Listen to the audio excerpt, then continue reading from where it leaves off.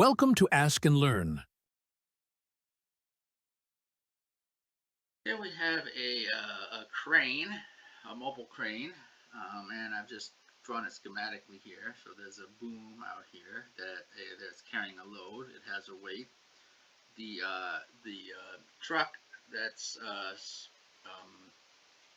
supporting the boom also has a weight, and there are feet here that support the truck. It's not actually the tires, but some hydraulic feet here that kind of lift the tires off the ground. And there's actually two of them at each of these positions on each side of the truck. So we have our forces and our geometry here. So F1, I'm going to call it has a magnitude P in the vertical direction, and I'll call that the origin here. F2 has a magnitude V in the vertical direction, and it is 4 meters to the right of F1. F3 is the external load, or the payload that the boom is carrying, and it is in the vertical direction. And it has a position vector of 2 units to the right, and then a distance 12.25 meters from this point in this direction. So that's the combination position vector to this point. F4 is the weight of the truck, and it acts 3 meters to the right of the origin. F5 is the weight of the boom, and it is located again 2 meters and now a distance of 6 meters up along the boom. And so now we have more forces and position vectors, but we still only have 3 unknowns, and that is in fact we really only have 2 unknowns because the horizontal force balance is trivially satisfied. So we really only get one equation here and one equation here. And we get that in terms of theta here, although the book used this. I define this as theta, so it's just a little different theta. So P here is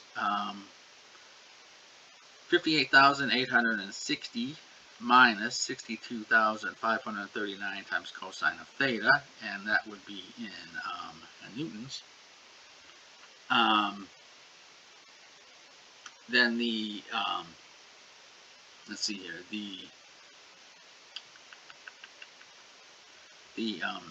that's twice. So again, if you want to know on each foot, it would be half of this much. So we have that. We can also find V if we want. I don't think we were asked for that though.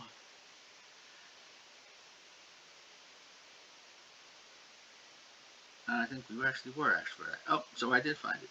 Indeed, I did. So V is given by this expression. Okay, so now one thing that is interesting is as theta changes, as theta decreases, P increases and V decreases.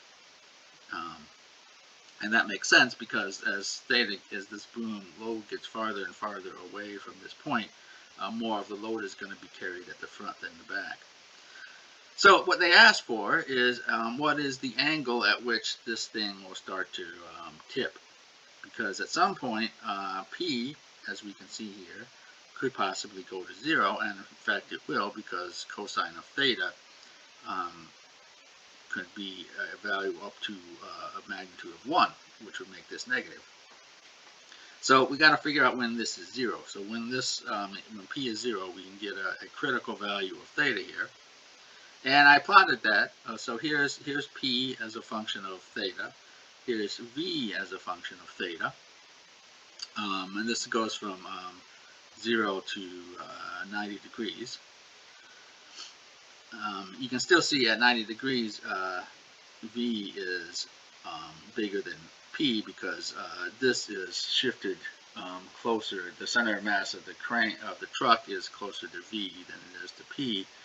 And the pivot point, actually this point is right halfway in between. So if we find this point is our critical angle, so as in this case, where as we increase the angle, or as we decrease the angle going this way, we're decreasing this force. So we go down, down, down, down, and we hit this point here, and now all of a sudden this force would need to be in the other direction to keep the system in equilibrium. And it turns out that this critical angle is 19.7 degrees. So this was, and if we measure it from the vertical, like they did in the book, it's just 90 minus this, or 70.3 degrees.